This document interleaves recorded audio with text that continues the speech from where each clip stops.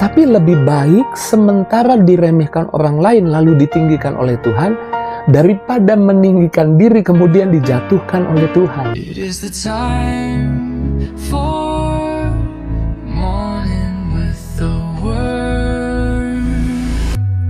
Puji Tuhan, selamat pagi, bergabung lagi di Morning with the Word, YouTube channel saya, Mario Marcelo. Dan pagi hari ini saya percaya Tuhan mau didik kita, ajar kita jadi pribadi yang jauh lebih baik. Dan firman Tuhan selalu memberkati kita, untuk hidup kita diberkati dan jadi berkat buat banyak orang. Dunia hari-hari ini memuja ego, memuja citra diri, pembelaan diri, dan banyak orang ingin terlihat lebih pintar dari orang lain, lebih benar dari orang lain, lebih unggul dari orang lain. Tapi tahukah saudara, relasi, hubungan itu hancur bukan karena dosa yang besar, seringkali karena tidak ada yang mau merendah. Di dalam keluarga ada perpecahan, bukan karena dosa yang besar, tapi seringkali tidak ada yang mau mengalah. Tidak ada yang mau rendah hati. Bahkan di dalam pekerjaan, tidak mau rendah hati atau sombong itu menyebabkan orang sulit untuk diajar. Dan di dalam pelayanan, tidak mau rendah hati bentuknya adalah pembelaan diri dengan alasan yang rohani. Jadi kesombongan adalah sesuatu yang Tuhan tidak mau ada di hidup kita. Tapi di pagi ini Tuhan mau ajar kita betapa pentingnya kita rendah hati. Bahkan Alkitab berkata, Amsal 22 ayat 4 dikatakan, ganjaran kerendahan hati dan takut akan Tuhan adalah kekayaan, kehormatan, dan kehidupan. Perhatikan, ganjaran kerendahan hati dan takut akan Tuhan. Jadi ini sebuah paket yang gak mungkin dipisahkan. Orang yang takut Tuhan pasti rendah hati. Orang yang rendah hati harusnya sih takut Tuhan. Ini satu paket yang utuh. Dan dikatakan ganjaran. Ini bukan mungkin, tapi ini ganjaran. Artinya orang yang rendah hati tidak akan pernah mengalami kerugian. Bahkan Tuhan berkata ganjaran kerendahan hati adalah, dan takut akan Tuhan adalah kekayaan, kehormatan, dan kehidupan. Saat kamu berhenti meninggikan dirimu sendiri, di sana Tuhan justru meninggikanmu. Bahkan Yesus mengajar di dalam Matius 23 ayat 12. Barang siapa meninggikan diri, ia akan direndahkan. Dan barang siapa merendahkan diri, ia akan ditinggikan. Ini hukum rohani yang tidak pernah gagal. Masalahnya banyak orang sibuk mengangkat dirinya sendiri. Padahal ini tugasnya Tuhan. Ini bukan tugas manusia. Banyak orang ingin meninggikan diri, mempromosi diri sendiri. Padahal itu bukan tugasnya. Itu adalah tugasnya Tuhan. Tugas manusia, tugas kita, orang-orang yang di dalam Tuhan adalah rendah hati. Waktu kita rendah hati, kita ditinggikan oleh Tuhan. Waktu kita rendah hati, mungkin rasanya kita diremehkan oleh orang lain. Tapi lebih baik sementara diremehkan orang lain lalu ditinggikan oleh Tuhan, daripada meninggikan diri kemudian dijatuhkan oleh Tuhan. Karena Tuhan membenci orang yang sombong.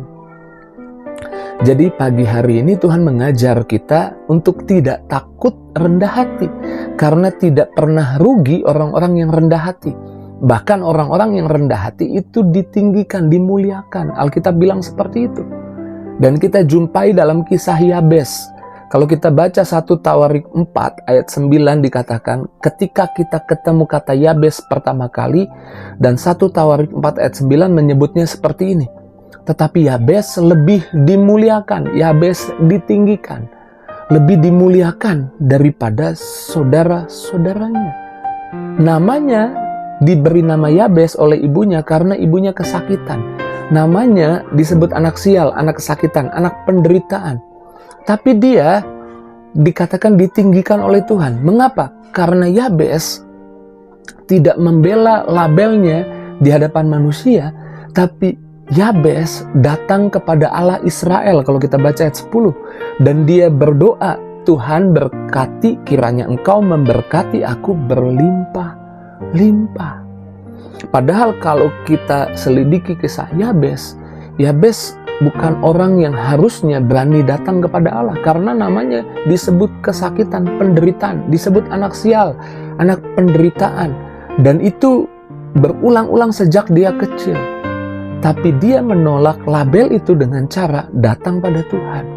Dan hanya orang yang berani rendah hati tidak membela diri, tapi datang pada Tuhan, minta berkatnya dari Tuhan. Dan Alkitab berkata di dalam ayat 10 kalimat yang terakhir, dan Allah mengabulkan permintaannya itu. Orang-orang yang rendah hati itu disenangi oleh Tuhan.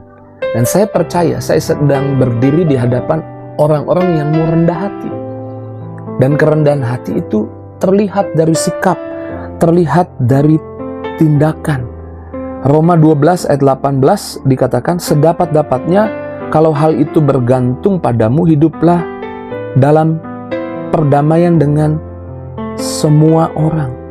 Salah satu bentuk kerendahan hati adalah ketika kita mau mengalah, ketika kita bahkan mungkin gak salah, tapi berani meminta maaf untuk hal yang kita gak lakukan, kita gak salah. Hari-hari ini orang takut melakukan itu, takut dianggap tuh kan, bener kan dia salah, buktinya dia minta maaf. Terserah apa kata orang, tapi kita melakukannya semata-mata bukan hanya untuk menjadi berkat buat orang lain, tapi karena firman Tuhan memerintahkan kita sedapat-dapatnya kalau perdamaian itu bergantung pada kita, kita melakukannya demi Tuhan, untuk Tuhan. Sehingga demi adanya perdamaian, daripada orang saling ngotot merasa benar satu dengan yang lain, ya udah saya ngalah deh, oke saya minta maaf duluan. Dan ini bukti dari kerendahan hati. Dan percayalah, orang rendah hati gak akan pernah rugi.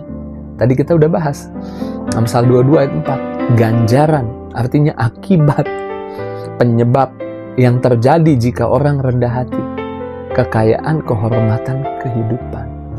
Ada kekayaan, kehormatan, kehidupan. Yesus bilang yang rendah hati dipromosi, ditinggikan oleh Tuhan.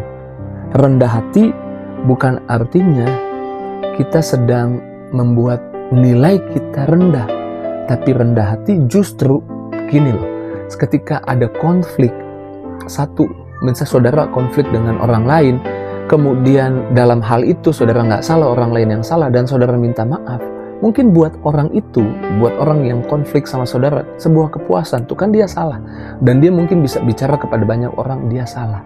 Tapi Tuhan punya cara untuk memberitahu orang-orang di sekitar kejadian yang sesungguhnya, sehingga orang bisa punya kesimpulan, nggak mungkin, kayaknya dia nggak mungkin seperti itu.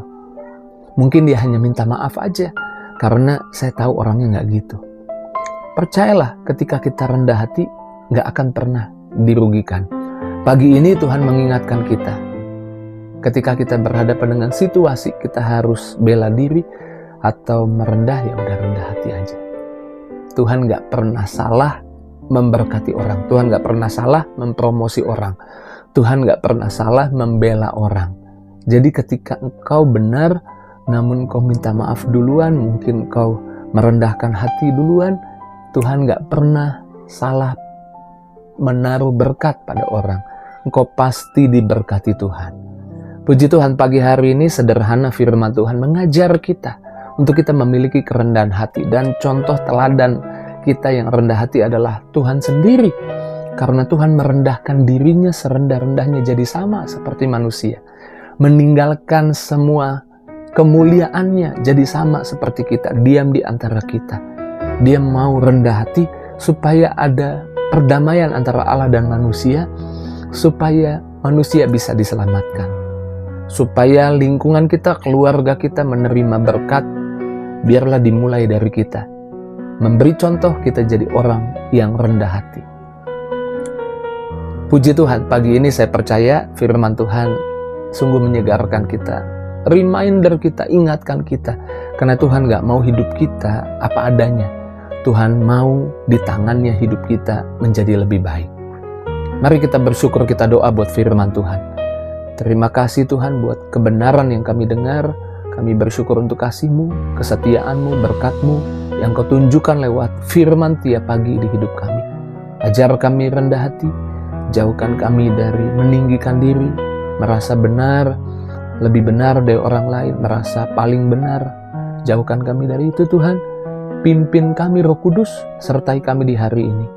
Di dalam nama Yesus kami berdoa bersyukur, haleluya. Sama-sama kita katakan Amin. Jika kesombongan atau merasa benar hanya menyebabkan saya jatuh, ya lebih baik saya rendah hati. Jika itu jadi responmu, tulis di kolom komentar. Dan jangan lupa bagikan link Morning with the Word di pagi ini kepada teman, sahabat, keluargamu, di link media sosialmu, di status WhatsAppmu. Terus maju dalam Tuhan. Tuhan berkati setiap kita. See you!